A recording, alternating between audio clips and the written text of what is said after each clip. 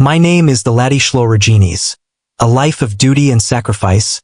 I was born on June 27, 1908, in the village of Zarini, near Daugavpils, in the Courland Governorate of the Russian Empire, what is now Latvia. My family, landowners with deep-rooted patriotic traditions, instilled in me a profound love for our homeland, Poland. From an early age, I was taught that Poland, though partitioned and oppressed, lived on in the hearts of its people. After completing my secondary education in Wilno, I felt a calling to serve. In 1927, I enrolled in the infantry NCO school in Komorowo near Ostro-Mazowiecka. I was an average student, perhaps, but I was determined. A year later, I completed my studies and, after a brief period of military practice, continued my education at the infantry officers' school in Ostro-Mazowiecka. On July 15, 1930, I graduated and was commissioned as a second lieutenant, assigned to the 76th Infantry Regiment in Grodno. There, I served as a platoon commander and later as an instructor at the School Cadet Corps. By 1934, I had been promoted to lieutenant, recognized for my dedication and tactical acumen. In 1939, I was further promoted to captain and assigned to the elite Border Defense Corps as the commander of the 3rd Company Heavy Machine Gun Battalion of the Border Defense Corps Regiment Sarny, under the command of Lieutenant Colonel Nikodem Sulik. Our unit was responsible for defending the eastern borders of Poland, particularly the fortified regions constructed along the so-called Sosnkowski Line. As tensions in Europe escalated, our regiment was redeployed to Wizna Fortress near the border with East Prussia.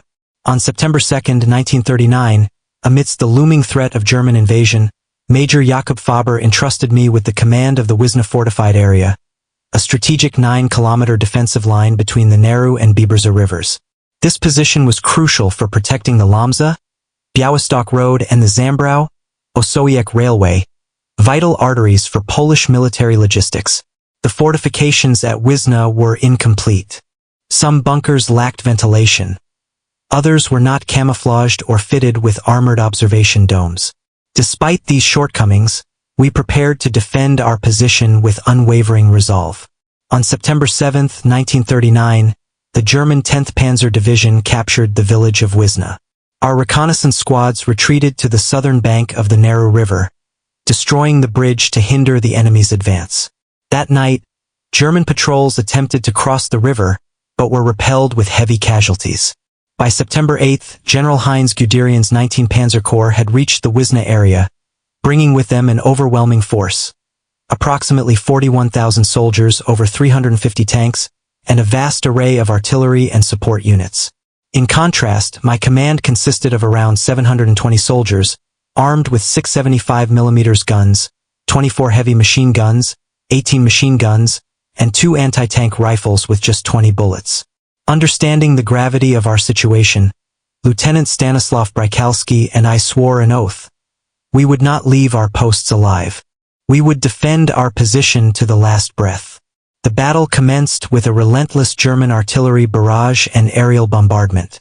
Our artillery was soon forced to retreat, leaving us to face the onslaught with limited firepower.